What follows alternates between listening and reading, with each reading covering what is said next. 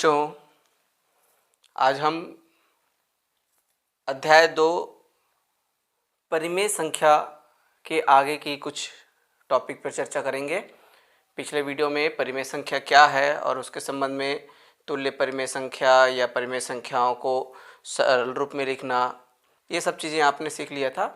अब हम देखते हैं परिमेय संख्याओं को संख्या रेखा पर दर्शाना और उनकी तुलना करना, यानी कौन सी परिमेय संख्या छोटी है, कौन सी बड़ी है, आरोही क्रम में अवरोही क्रम में जमाना, ये सब चीज़ें। तो चलिए सबसे पहले देखते हैं परिमेय संख्याओं को संख्या रेखा पर दर्शाना।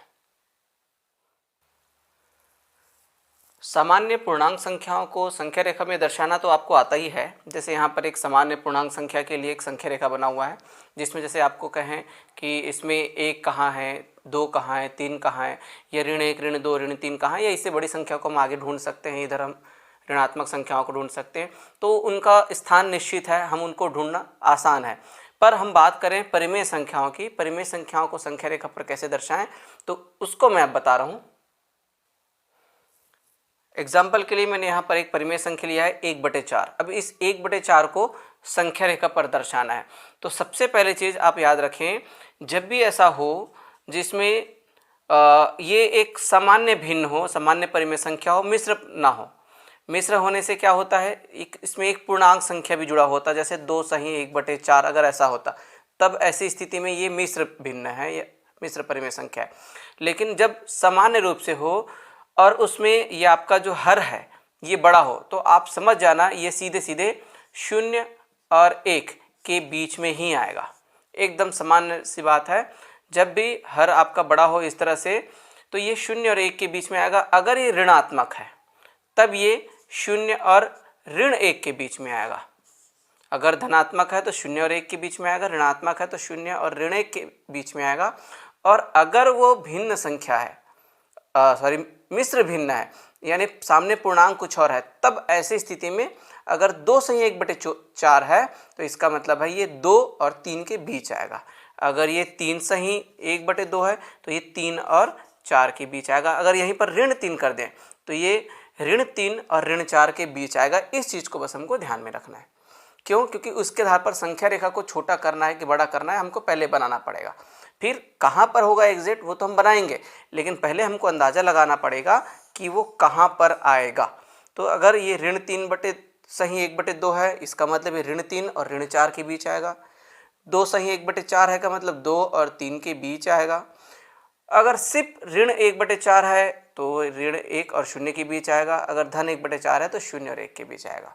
तो चलिए हम 1/4 को बस संख्या रेखा पर दर्शाते हैं। चलिए इस तरह से हमने एक संख्या रेखा बना लिया, जिसमें हमने थोड़ा सा डिस्टेंस मेंटेन किया, क्योंकि इसके बीच में हम 1/4 को ढूंढना है। और हमने जैसे पहले ही बताया कि 1/4 0 और 1 के बीच होगा, तो 0 और 1 के बीच हम इसको ढूंढते हैं। तो उसके लिए क्या करें, सबसे पहले बटे में जो है हर जो है 4, तो 4 भाग में इसको हमको बराबर भाग में बांटना है। तो 4 बराबर भाग में जैसे बांट दिए, आपका ये इस तरह से ये हो गया 1/4, ये हो गया 2/4, ये हो गया 3/4 और ये 4/4 यानी कि 1। अब देखें हमको क्या ज्ञात करना है, 1/4, और इसको हम जब 4 भाग में बांटे हैं, ठीक, 1 2 3 4, और उसमें ये पहला, दूसरा, तीसरा और ये चौथा, तो इसमें 1/4 कहाँ है, ये हमको स्पष्ट रूप से दिख रहा है, ये 1/4 है। तो ये जो स्थान है 1/4 हमको मिल गया। संख्या रेखा पे जो दर्शाना था वो 1/4 हमने दर्शा दिया। तो इसके अलावा और कुछ भी नहीं है, इतना ही सा है 1/4, यहाँ से यहाँ तक बस हमको आना है 0 से, और 1/4 हमको मिल जाएगा। अब कोई भी संख्या 3/4 अगर दर्शाना होता तो ये 3/4 हमारा रास्ता होता। 1/4 की जगह अगर 1/8 है तो हमको 8 बराबर भाग में बांटना है, 1/10 है तो 10 बराबर भाग में बांटना है। तो सिर्फ इसको हमको ध्यान रखना है हर में क्या है।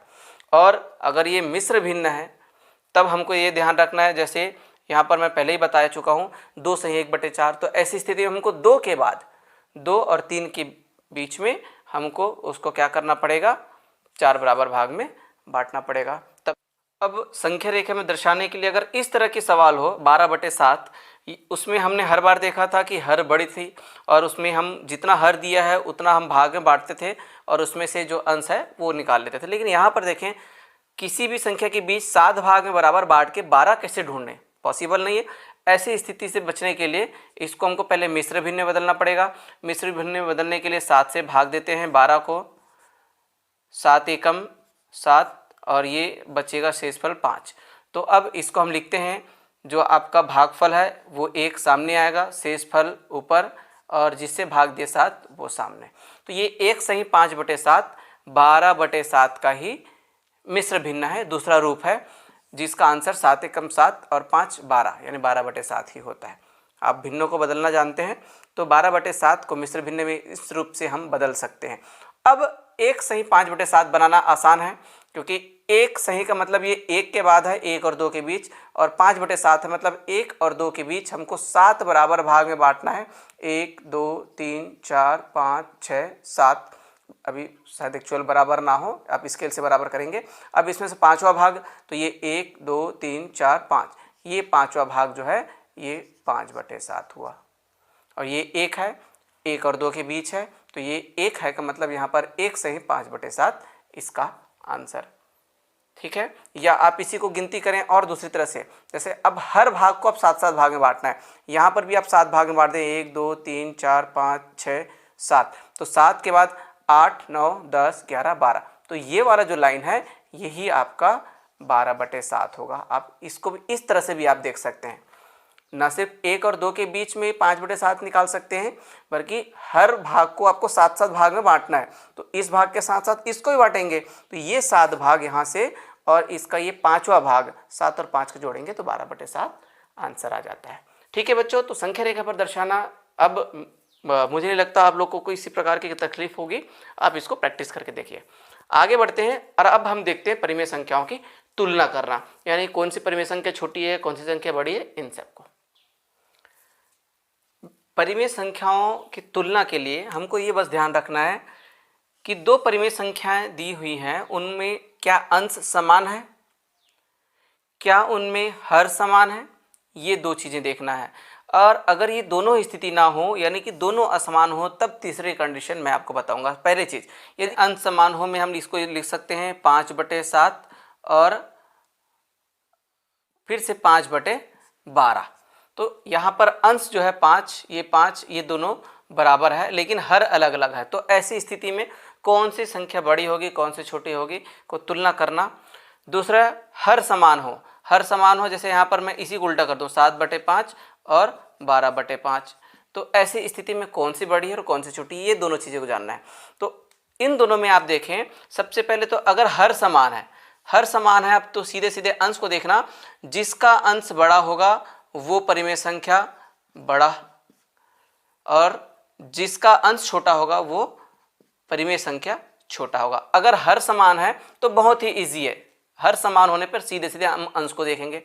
लेकिन अगर यहाँ पर देखें अंश की बात करें, जब अंश समान हो तो ऐसी स्थिति में जिसका हर बड़ा है वो परिमेय संख्या छोटा होगा, और जिसका हर छोटा है वो परिमेय संख्या बड़ा होगा, यानी जस्ट अपोजिट। तो इस चीज़ को आप ध्यान में रखेंगे।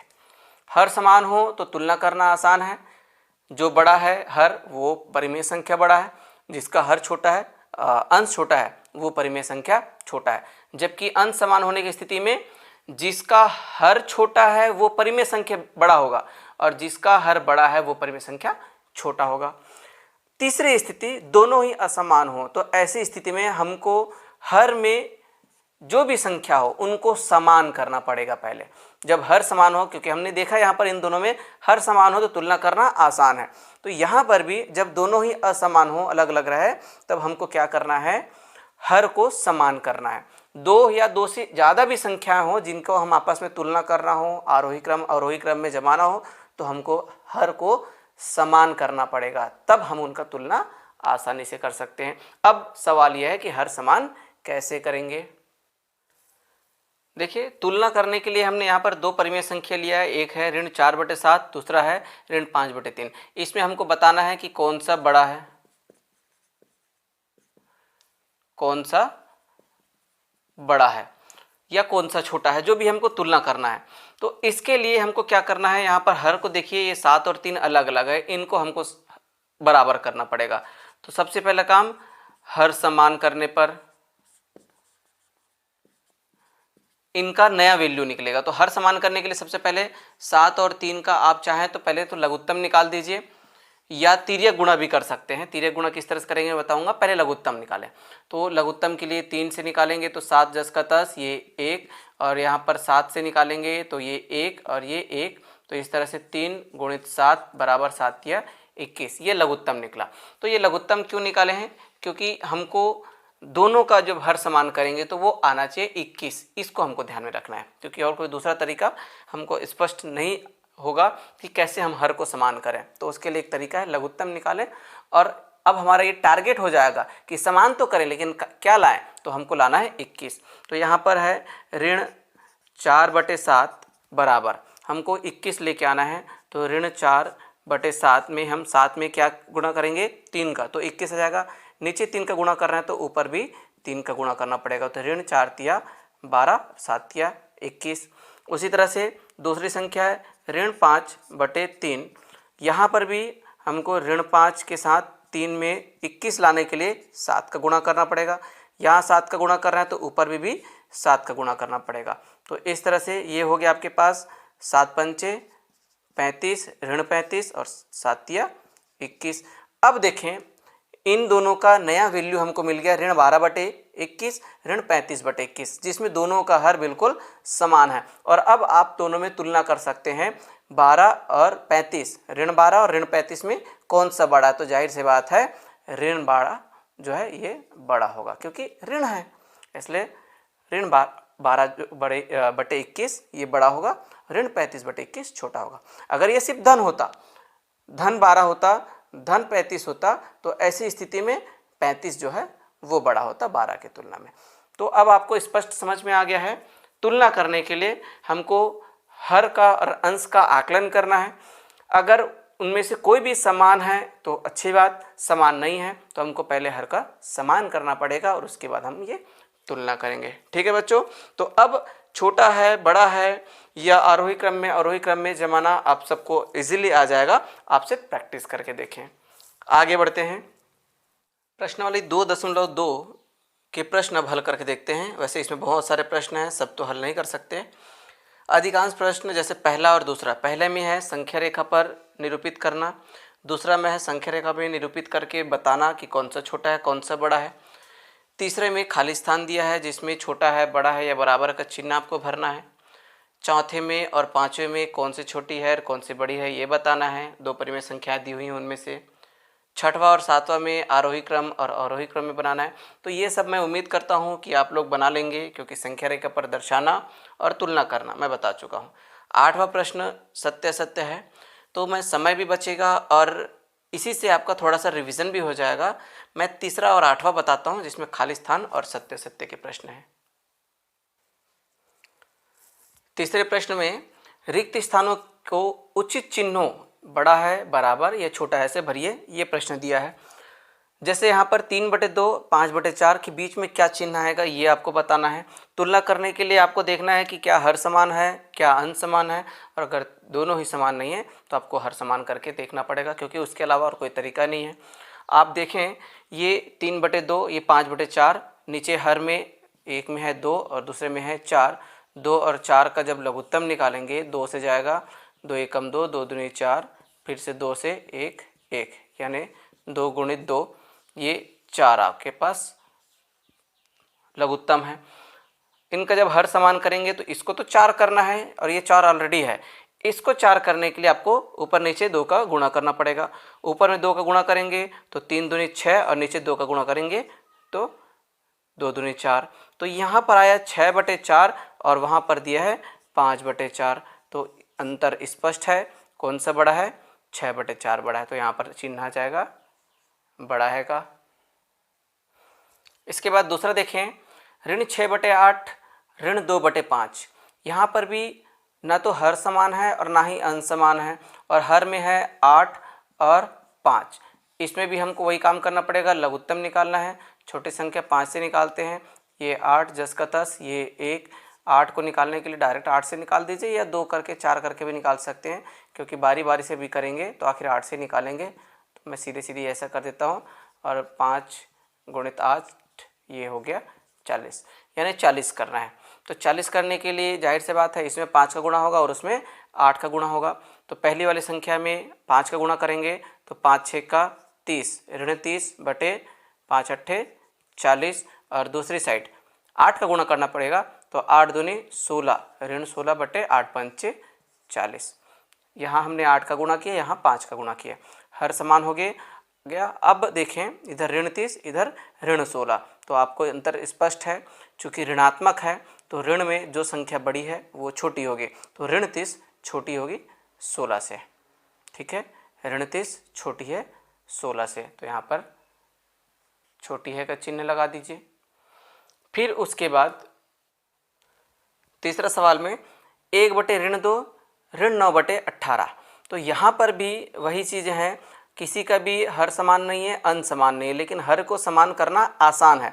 यहाँ ऋण 2 है, यहाँ 18 है, अगर हम इसमें ऊपर और नीचे 9 का गुणा कर दें, ऋण 9 का गुणा करें, ठीक है, ऋण 9 का गुणा करें तो ये क्या बन जाएगा, ऋण ऊपर 9 और नीचे ऋण 9 दूनी धन 18, इस तरह से बनेगा ऋण 9 बटे 18, क्योंकि हम यहाँ पर ऋण 9 का गुणा कर रहे हैं, और यहाँ पर सिर्फ एक का ही गुणा होगा, मान लीजिए ऋण 9 बटे 18। तो ऐसी स्थिति में देखें ऋण 9 बटे 18 यहाँ पर भी आया, ऋण 9 बटे 18 यहाँ पर भी आया, तो ये ना तो छोटा है ना ही बड़ा है, ये है बराबर, तो ये बराबर का चिन्ह है। चौथा देखें ऋण 15 बटे ऋण 7 3 बटे 7, तो यहाँ पर हर ये ऋण 7 है और ये धन 7 है, थोड़ा सा अंतर लग रहा है, लेकिन यहाँ पर देखें तो ऊपर और नीचे दोनों में ऋण दिया है। ऐसी स्थिति में जब हम दो संख्या वहाँ पर ऊपर में और नीचे में दो संख्याएं हैं और दोनों ऋणात्मक है, उनको आप काट सकते हैं, दोनों धनात्मक में परिवर्तित हो जाएगा। चूँकि ऋण ऋण धन होता है, ऊपर भी ऋण है नीचे भी ऋण है, आप उनको काट दीजिए। ऋण और ऋण का गुणा, ऋण और ऋण का भाग आप पहले ही देखे हैं, जोड़ना घटाना सब देखें, तो ये सिर्फ बचेगा 15 बटे 7, ऋण ऋण कट जाएगा, 3 बटे 7 यहाँ पर है।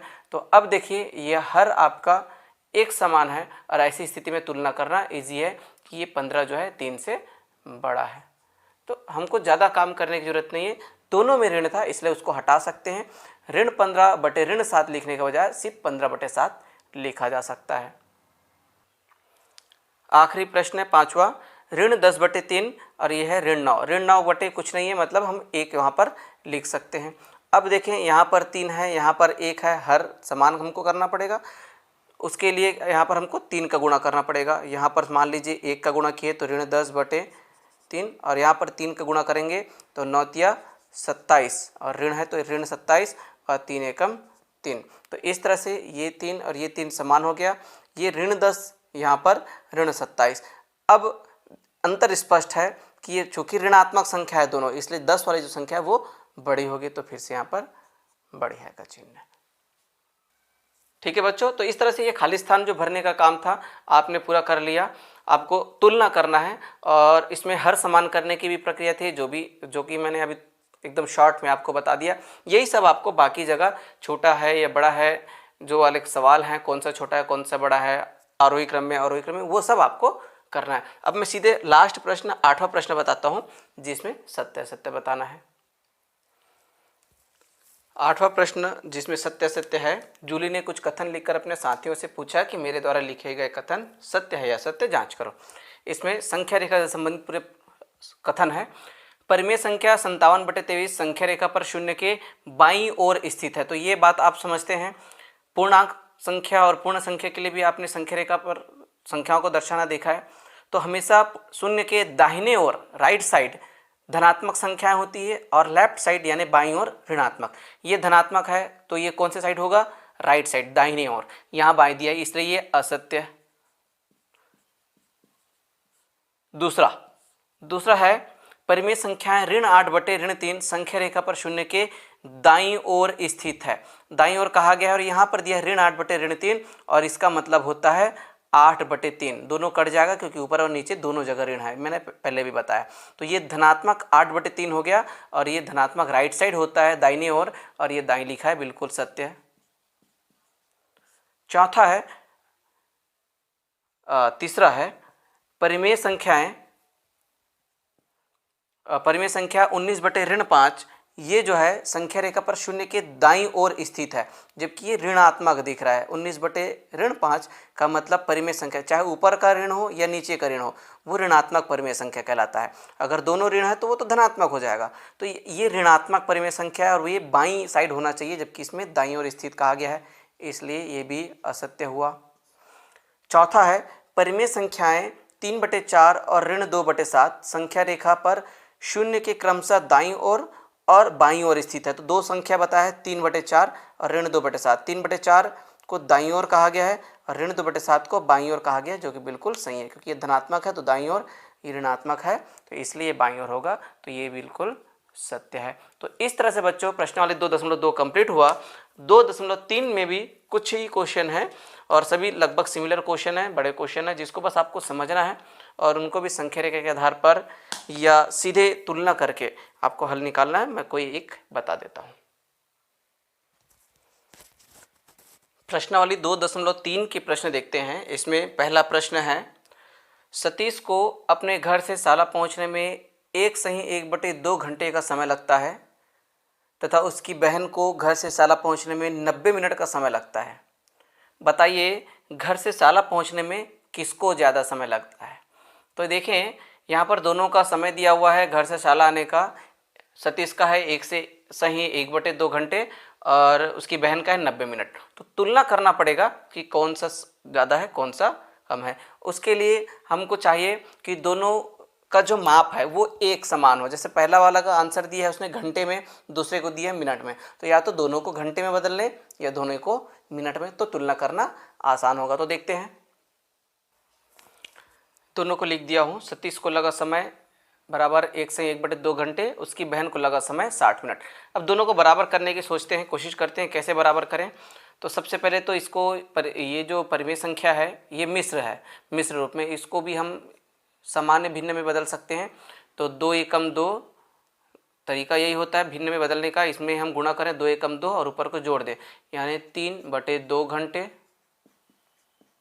और उसी तरह से 60 मिनट को भी घंटे में बदलने के लिए, क्योंकि हम जानते हैं 1 घंटे में कितने मिनट होते हैं, 60 मिनट होते हैं, ठीक है ना। तो इसको हमको बदलना है, सॉरी यहाँ 90 दिया हुआ है, 90 मिनट दिया हुआ है, तो इसको मिनट को घंटे में बदलना है। तो और हम जानते हैं 1 घंटे में 60 मिनट, तो यहाँ 90/60 अगर कर दें तो ये घंटे में परिवर्तित हो सकता है। उसको हल करने के लिए 0 से 0 कटेगा, फिर ये 3 से कट जाएगा, 3 दूनी 6, 3 तिया 9, यानी ये भी 3/2 घंटे। ठीक है, स्पष्ट समझ में आया। सतीश को लगा समय 1/2 घंटे को हम ये भिन्न जो है मिश्र भिन्न में है, सामान्य भिन्न बदले तो 2 एकम 2 और ऊपर 1 जुड़ गया, 2 और 1 3/2 घंटे। उसकी बहन को लगा समय 90 मिनट, इसको भी हम घंटे में बदलने के लिए 60 से भाग दिए, तो 90/60, 0 से 0 कटा, 9 और 6 को हमने 3 से काटा है, 3 दूनी 6, 3 तिया 9, ऊपर 3 नीचे 2, 3/2 घंटे। तो अब देखें तो ये दोनों का वैल्यू एकदम सेम लग रहा है, दोनों बराबर है, अर्थात कोई पहले नहीं पहुंचा कोई बाद में नहीं पहुंचा, दोनों को समान समय लगा, बस उसी को आपको लिख दीजिए।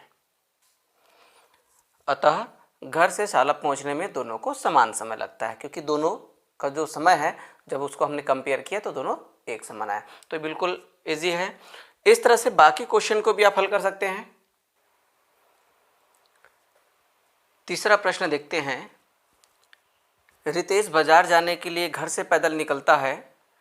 पूर्व दिशा की ओर 9/2 किलोमीटर चलने के पश्चात उसे ध्यान आता है कि वह तो आगे निकल आया, तब वह वापस पश्चिम दिशा में 1/2 किलोमीटर चलता है। संख्या रेखा पर दर्शाते हुए बताइए वह भी अपने घर से कितनी दूरी पर है। तो संख्या रेखा का उपयोग करना है और ये जो आंकड़े दिए हुए हैं इनका उपयोग करके आपको हल करना है।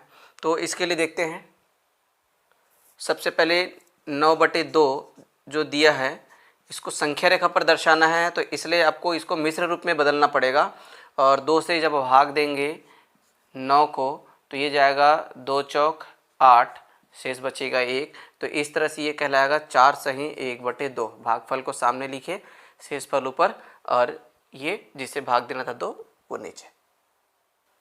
अब हमको संख्या रेखा बनाना है और उसमें ये दिखाना है कि 4 सही 1/2 यानी 9/2 कहाँ पर है, और फिर उससे हमको 1/2 वापस आना पड़ेगा, जिससे पता चल जाएगा कि लास्ट में वो कितने दूरी पर था।